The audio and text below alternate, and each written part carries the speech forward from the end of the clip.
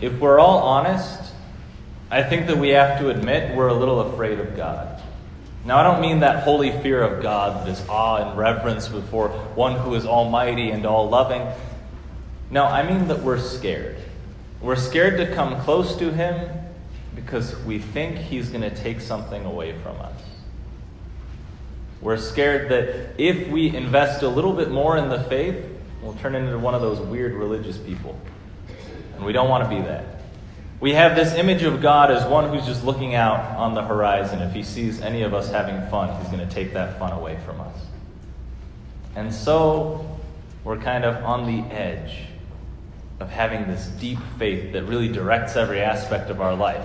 And instead, very often we settle for, I check off the boxes, I do the right things, I haven't killed anyone recently, I'm doing fine.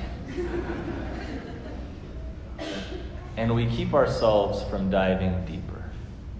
It's because we're scared that he is a God who takes away, and we've forgotten that he is the giver of all good gifts. It's as if we're those kids who are just outside collecting pebbles. We just got 2 fistfuls of them, and we're so proud of them. I mean, they're utterly worthless, but we picked them up. And so they mean something to us. And Dad comes and says, hey, let me see those. What do you have there? And we go, no, I can't show you.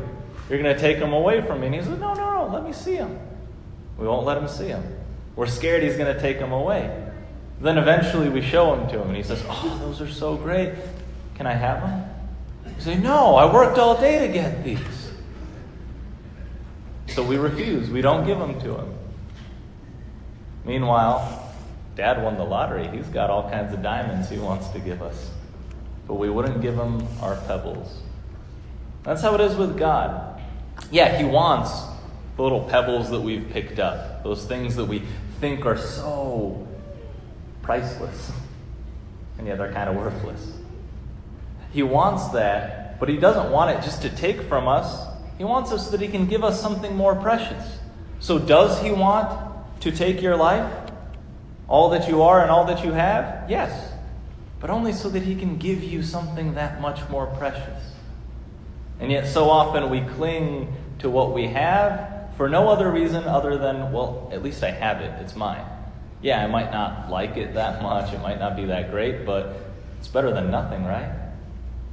And so we live our lives clinging to them instead of giving them to the Lord and letting him give us something better.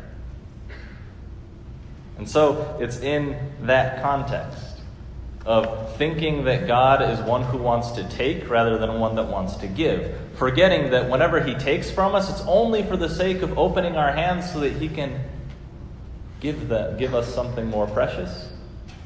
That we read today's gospel. And we'll read today's gospel with that attitude of suspicion toward God, and we'll say, told you so. See? Jesus says it clearly here. He says he did not come to establish peace on the earth, but rather division. See, he wants to cause division in my family. I can't trust this God. And then we just leave it at that. Say, I'm going to keep him at an arm's length. And yet, when we understand this passage rightly, we realize that God's not taking from us our human love, our human relationships. He wants to give us divine love, a relationship with God himself, the most precious thing possible. What he's saying here isn't your family relations aren't important. He's saying, I'm giving you something that makes even those incredibly important and beautiful relationships pale in comparison. Because every single human love that we will ever experience is just a dim reflection and a distant echo of the love God made us for in himself.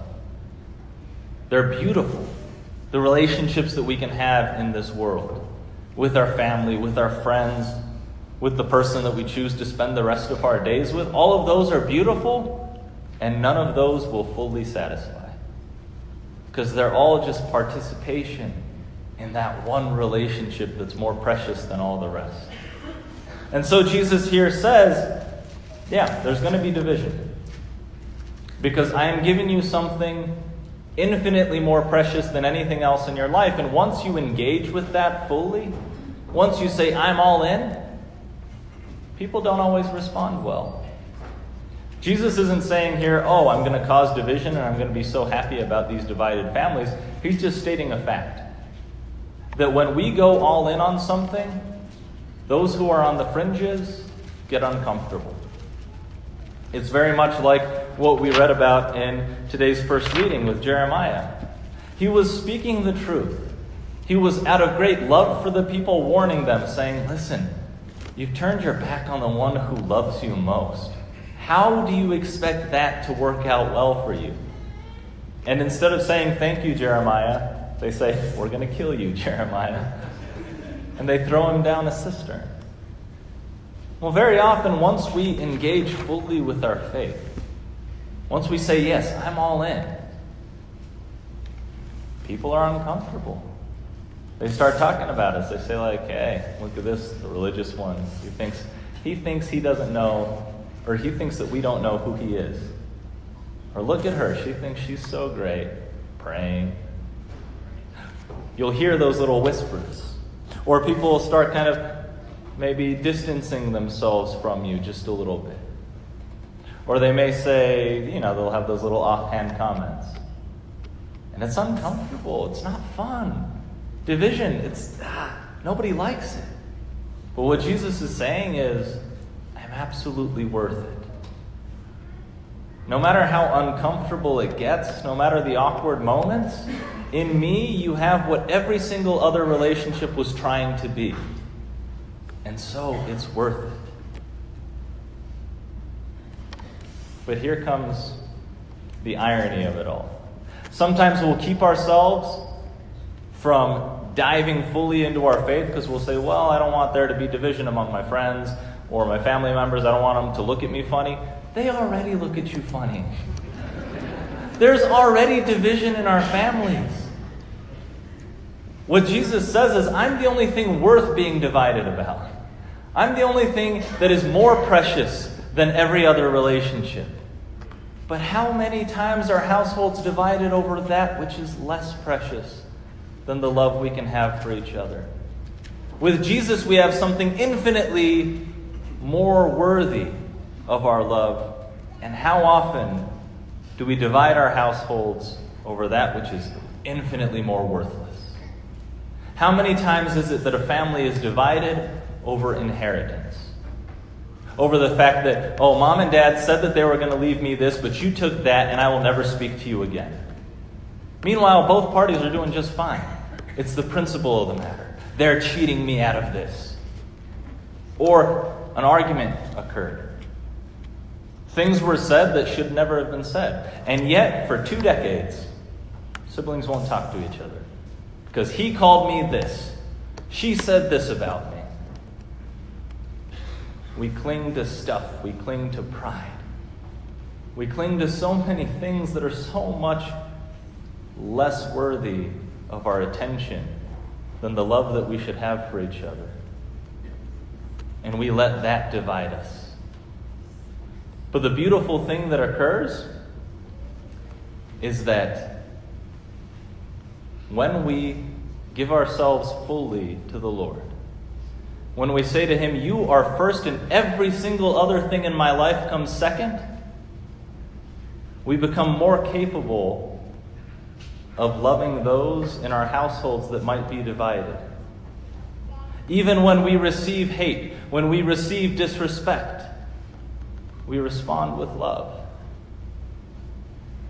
You see, Jesus, he didn't come to divide us from one another. He said that a consequence sometimes of you following me with all that's in you is that there may be division. People may turn against you. But the beauty is that I'm going to change your heart to be one that's able to respond to that hatred with love. You see, in the letter to the Hebrews that we had in our second reading, we read what Jesus actually wants to divide us from. He says, since we are surrounded by so great a cloud of witnesses, let us rid ourselves of every burden and sin that clings to us. and persevere in running the race that lies before us. And he says at the end, in your struggle against sin, you have not yet resisted to the point of shedding blood. Friends, Jesus doesn't want to divide us from each other. He wants to divide us from the sin that we cling to, that burdens us, and that then ends up being the real cause of our division. He wants to separate each of us from that sin so that then we can re-engage with the people in our lives and say, yeah, I know that you've hurt me. I know that you might keep hurting me. I know that you really have lost love for me. Guess what? In my heart, I refuse to hate you. Yeah, we might not be best friends, but I refuse to hate you and I choose to love you. It's once we put that relationship with God as number one that all of the other ones get that much better, at least because we've been changed. We can't ever change the other people in our lives. I can't control how my siblings, how my distant relatives, how my friends act toward me. I can't control what people in the workplace think of me. But I can control this heart and whether it chooses to love or to hate.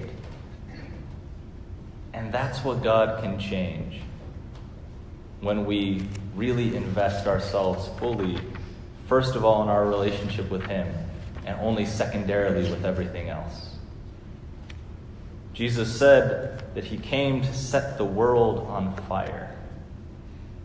Now it's meant to be a purifying fire, not a destructive one.